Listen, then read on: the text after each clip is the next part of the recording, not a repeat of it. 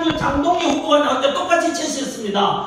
제 개인적인 의견을 먼저 말씀드리겠습니다. 첫 번째는 바로 윤석열 대통령에 대해서 어떻게 할 것이냐 답변해보라고 했습니다. 어떤 국힘 안에서도 어떤 분들은 자 내란 세력 국힘 안에서도 내란 세력 동조하는 사람들은 윤석열 대통령과 절연해야 된다. 더 이상 윤석열 말도 꺼내지 마라. 아쉽게도 현재 원내대표이자 비상대책위원장인 송원석 대표님께서도 지난주에 말씀하시기를 8월 1일이었습니다. 말씀하시기를 우리 국힘 안에는 이제 더 이상 윤석열은 없다. 저는 반대합니다. 맞습니다. 보십시오. 지난 6.3 대선 때 겪었지 않습니까? 윤석열과 절연해야만이 우리가 승리하겠다 해서 결국 절연했지 탈당시켰지 않습니까? 출당시켰지 않습니까? 중도 정권이 나온다고 했지만 중도층이 왔습니까? 이미 겪었다면 실수는 2번으로 1번으로 족하지 더 이상 해서는 안 됩니다. 저는 윤석열 대통령에서 단호하게 제 입장을 가지고 있습니다.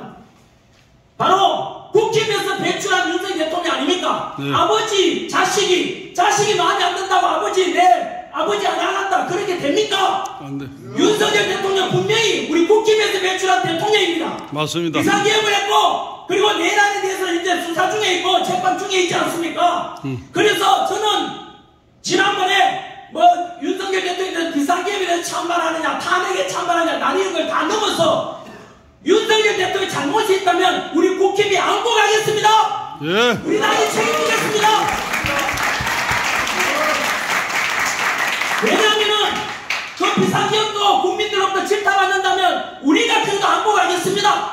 우리가 책임지겠습니다. 라는 저는 당 대표가 뽑혀야 된다고 저는 생각합니다. 예. 더 이상 절연한다고 됩니까? 그게? 절연한다고 됩니까? 안 됩니다. 비록 손가락질 맞더라도 지지율이 낮더라도 옳은 것은 바뀌지 않습니다. 1+1은 2입니다. 그런데 윤석열 대통령에 대해서 비상계획에 대해서 그 당시 우리가 기억나십니까? 1월, 2월, 3월달에 바로 개몽령 아니냐? 윤석열 대통령이 가만히 있었으면 임기 채우고 연금 받고 잘 살던데 뭐라고 비상계획 선포했겠냐? 당연히 그 당시에는 비상계획 당시에는 지지율이 17%였습니다. 왜냐하면 미쳤냐? 이 시국에 무슨 대한민국의 비상계획이냐? 군인들이 국회에 왔다 갔다 하니까 그런 생각이 들었지 않습니까? 네. 하지만 시간이 지나면서 알게 됐지 않습니까? 무엇을요? 지금 6.3 대선 끝나고 이재명 정부 들어자마자 정도로 나타나잖아요. 뭐가요? 반국가 세력. 반국가 세력이 넘쳐나는 거 안 보이십니까? 네, 맞습니다. 윤석열도 비상계획 첫 번째 이유가 무엇이었습니까? 반국가 세력 척결 아니었습니까? 그 당시에는 도대체 반국가 세력이 뭔지를 몰랐습니다. 하지만 이제 알 것 같지 않습니까? 네. 반국가 세력이 딴 거 있습니까? 우리나라 70이나 지켜준 바로 중앙미군을 부정하고 전작권 해소한다. 자주 국방 가겠다. 말은 좋지만은 그게 결국은 우리나라와 미국의 관계를 끊고 중국과 북한의 주장하는 말하고 똑같은 거 아닙니까? 맞습니다. 그래서 윤석열 대통령께서 비상계획 선포 첫 번째 이유에서 반국가 세력을 척결하겠다. 그 뒤로 알게 된 것은 비상계획을 오죽 닫다 보면 선포했겠습니까? 맞습니다. 우리는 몰랐지만 지리 알았지 않습니까? 바로 22번의 탄핵. 지금은 다 알지만 그 당시에 기억나십니까? 먹고 살기 바빠가지고 민주당이 원래 탄핵 다 하는 거 하시고 넘어갔잖아. 하지만 알고 보니까 22번에 그 당시에 그 뒤로 29번에 탄핵으로 행정부가 마비됐지 않습니까? 예. 대통령 특활비 빵을 만들었잖아요. 82억 빵을 만들었고 이번에 이재명 정부 기억나십니까? 지난 7월 중순입니다. 빵을 만들었던 82억 윤석열 대통령 빵을 만들었다가 이번에 이재명은 불과 5개월 남았는데도 2배 돈을 달라 그랬습니다. 그래서 왜 그러냐? 너가 그 당시에 대통령 특활 필요 없다고 했지 않냐? 라고 하니까 미안하다. 미안하다 말이 됩니까 여러분? 안 됩니다. 이거는요 이유 배반이고 이거는 말이 안 되지 않습니까? 예. 그렇게 해서 행정부 마비시키고 그리고 부정선거에 대한 것도 너무 많다. 부실관리가 많다. 이런 명분하에 비상계획을 선포했고 그 뒤로 1월, 2월, 3월달 기억나십니까? 윤석열 대통령에 대한 지지율이 51%까지 올라갔습니다. 예. 그 당시에 하고 지금하고 바뀐 게 있습니까? 없지 않습니다. 예. 그런데 지금 왜 이렇게 됐습니까? 지금 다들 이미 기울어졌지 않습니까? 윤석열 대통령에 대해서 내비두라, 버려라, 버려라 하지 않습니까? 하지만 진리는 바뀌지 않습니다. 1-1은 2입니다. 1-1은 어떤 힘 있는 사람이 8이다라고 하면 눈치 보는 사람이 8이다 따라가는 사람이 너무 많습니다. 하지만 진리는 바뀌지 않지 않습니까? 네. 바로 아까 물었지 않습니까? 그때 당신들께서도 윤석열 대통령 탄핵 반대한다, 직무 복귀해야 된다, 비상계엄이 우선 대란이냐, 그래서 그렇게 주장했던 거 아닙니까? 그 뒤로 좌파 4명하고 우파 중에 매수되었다고 알려지고 있는 바로 헌법재판소에서 4월 4일날 대통령을 파면시키지 않습니까? 기억나시지요? 문영배, 이미선, 정정미, 정계선, 그리고 정영식, 김영두, 김복정, 조한창, 이 의사판정들에 의해서 있어서는 안 될 대통령 파면이 이루어졌지 않습니까? 맞습니다. 최근 뉴스 보셨습니까? 그 판결이 잘못되었다고 뉴스 벌써 나오지 않습니까? 예. 그때는 유혈 사태가 발생할 것 같기도 하고 헌법재판소에서 내린 걸 어떻게 하겠나 싶어서 저도 승복을 했습니다만은 그때도 분명히 제가 이야기했습니다. 비록 불이한 재판에 의해서 판결이 났더라도 따르겠다. 대신에 합법적인 범위에 대해서 끊임없이 다 비판하겠다 했습니다. 네. 그래서 지금도 의사 판정들에 대해서 낱낱이 제가 비판하고 있지 않습니까? 네.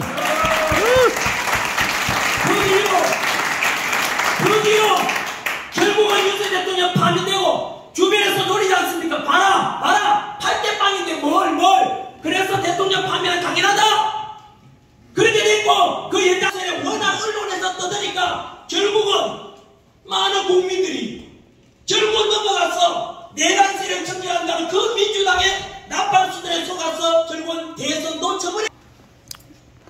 아까 말씀드린 대로 분명히 바뀐 건 없지 않습니까? 1-1은 2입니다. 윤석열 대통령이 한때는 지지율이 55%, 51%까지 갔지만 지금은 대다수 여론이 윤석열 대통령 버려라, 절연하라고 하지 않습니까? 잘못된 게 아닙니까? 잘못됐습니다. 아까 말씀드린 대로 1-1은 2지 결코 6이 되거나 8이 될 수 없는 것입니다. 맞습니다. 정치는 그렇게 하면 안 됩니다. 비록 백성들은 여론에 따라서 시기에 따르더라도 지도자 된 사람들은 최소한의 원칙이 있어야 되지 않습니까? 맞습니다. 지지율이 올라갔다고 지지해주고 그런 것도 옳지 않습니다. 이번 우리 당대표 뽑는도 마찬가지 아니겠습니까? 지지율이 높다고 그걸 지지하는 게 아니라 누가 가장 강력하게 국힘을 살릴 수 있고 민주당과 싸우고 그리고 대통령 이재명을 싸울 수 있는가 그걸 봐야 되지 않겠습니까? 네. 맞습니다. 그럴 받아요. 끝으로 저는 그래서 현재 아까 기준 4가지 첫 번째가 너무 길었습니다.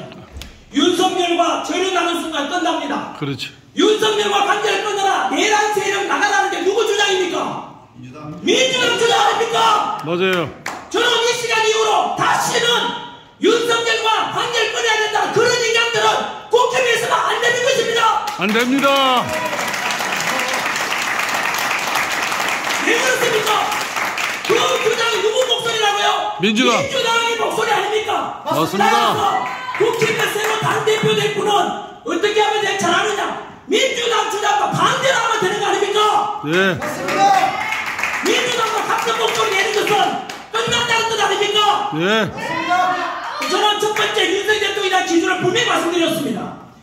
우리 아버지 자식 관계 몽떴듯이 어떻게 국민들 배출한 대통령이 설령도 잘못했더라도 조금 국민들이 싫어하고 여론이 낮아지고 지지율이 낮아지고 버리고 저는 그것이 옳지 않다고 생각하는 사람입니다. 맞아요. 무조건 같이 가야 된다고 생각하고 욕먹으면 욕도 묻는 대로 안고 가야 된다는 게 기준입니다. 저는. 맞습니다. 두 번째는 그 연장선에서 친한파를 어떻게 할 것이냐에 대해서 현재 김문수 후보와 장동희 후보가 완전히 갈라집니다.